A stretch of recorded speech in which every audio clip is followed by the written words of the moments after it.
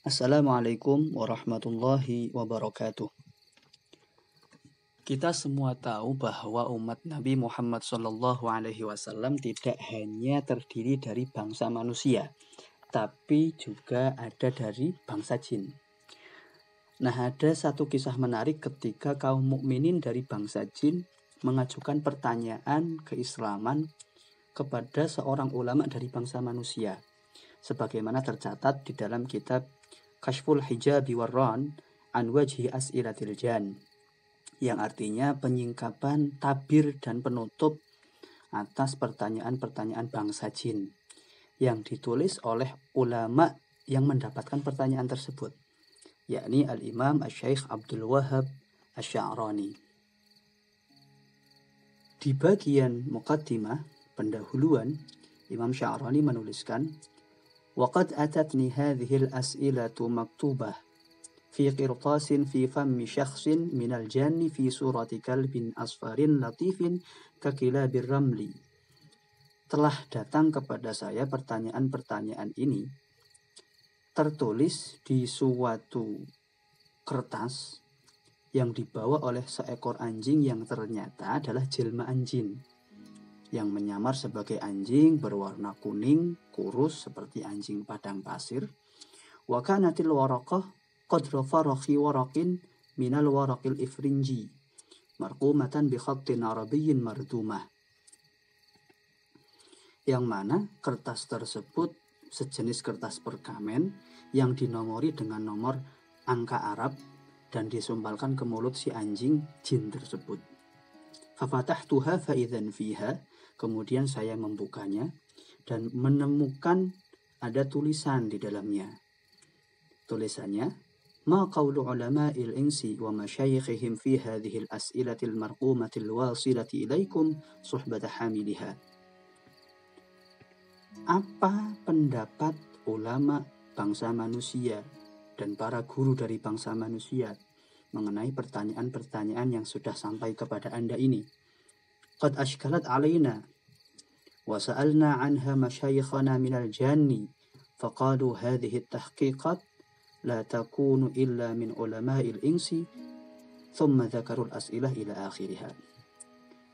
Sudah membuat kami bingung pertanyaan-pertanyaan tersebut, dan sudah kami tanyakan kepada guru-guru kami dari bangsa jin, akan tetapi para guru itu mengatakan bahwa jawaban atas pertanyaan-pertanyaan tersebut hanya bisa dijawab, hanya bisa dikemukakan oleh para ulama dari bangsa manusia.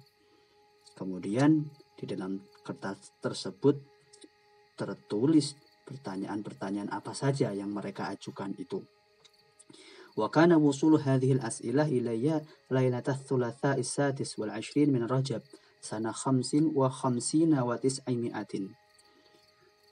Datangnya surat tersebut kepada Imam Abdul Wahhab Asy-Sya'rani adalah pada malam Selasa, tanggal 26 bulan Rajab tahun 955 Hijriah.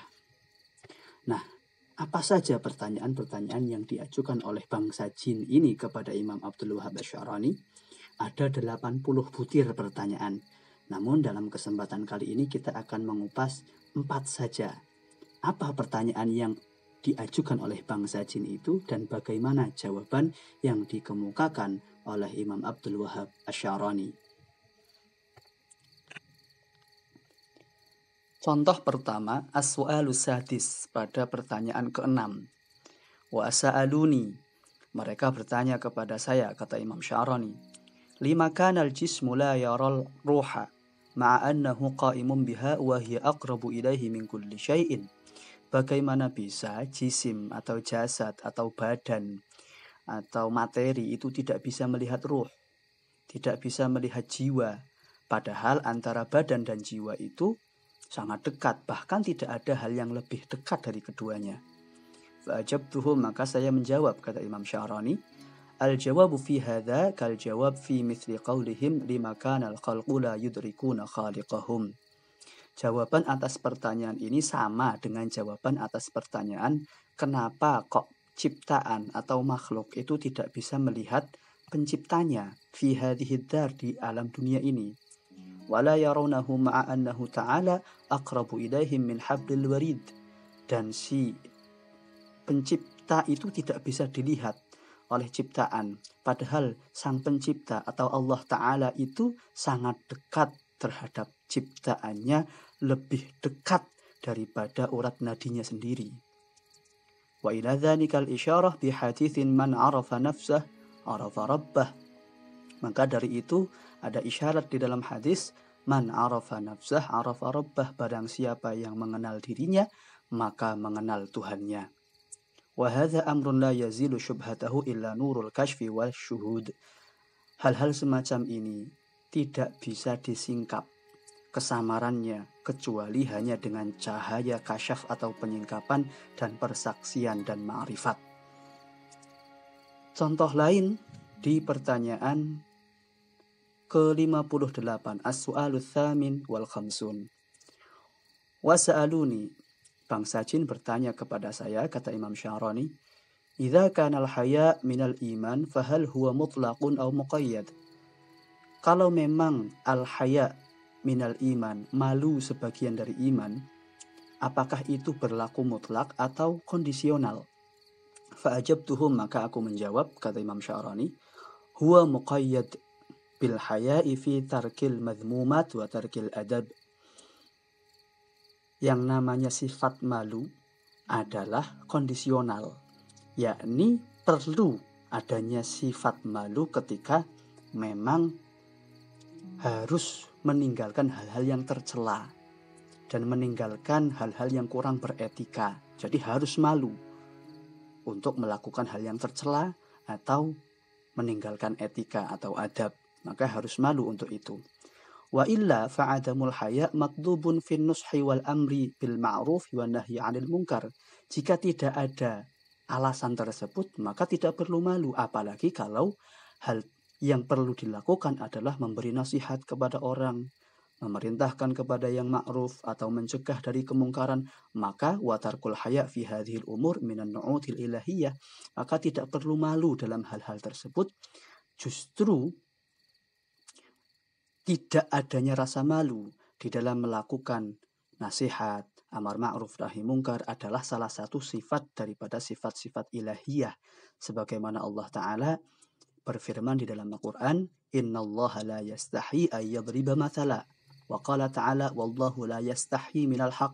Allah Ta'ala sendiri tidak malu untuk memberikan suatu contoh, memberikan suatu perumpamaan. Wallahu la yastahi minal haq. Allah Ta'ala sendiri tidak malu dalam kebenaran.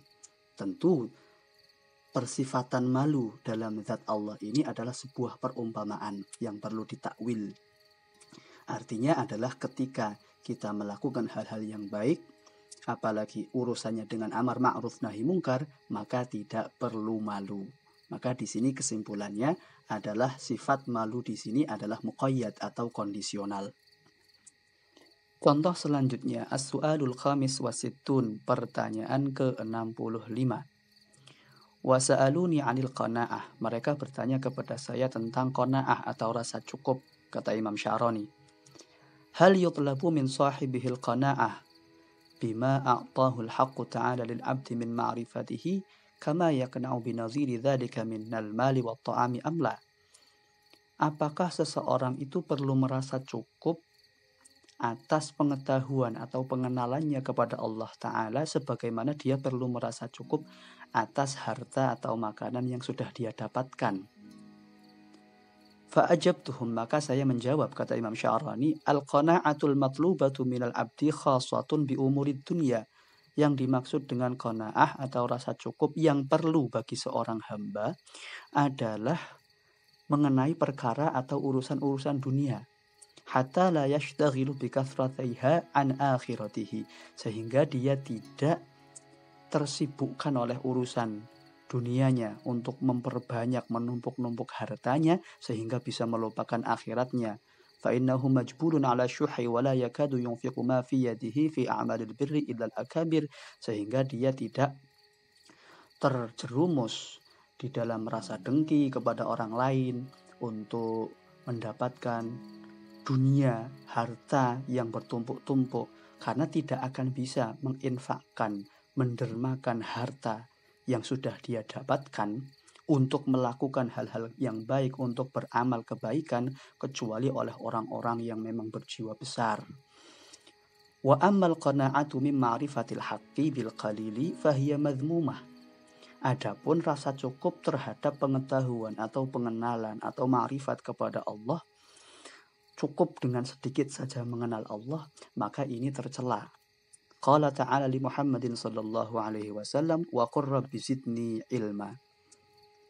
Allah Ta'ala berfirman kepada Nabi Muhammad sallallahu alaihi wasallam mengajarkan suatu doa. Rabbi zidni ilma. Ya Allah, Tuhanku, tambahkanlah bagiku pengetahuan, ilmu. Aibika wa bi asrari ahkamik. Maksudnya adalah ilmu, pengetahuan, pengenalan terhadapmu, wahai Allah, dan terhadap hukum-hukummu yang berlaku di dunia ini. Artinya adalah bahwa memohon tambahan ilmu, selalu menambah pengetahuan, pengenalan kepada Allah Ta'ala adalah sesuatu yang bagus, sesuatu yang baik, bahkan sesuatu yang diperintahkan sendiri oleh Allah Subhanahu wa Ta'ala. Maka rasa qanaah atau cukup terhadap ilmu pengetahuan, terutama terhadap ma'rifat kepada Allah, itu sesuatu yang tercela. Adapun rasa qanaah atau rasa cukup terhadap pencapaian duniawi justru merupakan hal yang baik, hal yang dituntut, hal yang dianjurkan oleh agama. Demikian beberapa contoh pertanyaan yang diajukan oleh bangsa jin kepada Imam Abdul Wahab Asy'arani. Semoga bermanfaat. Wassalamualaikum warahmatullahi wabarakatuh.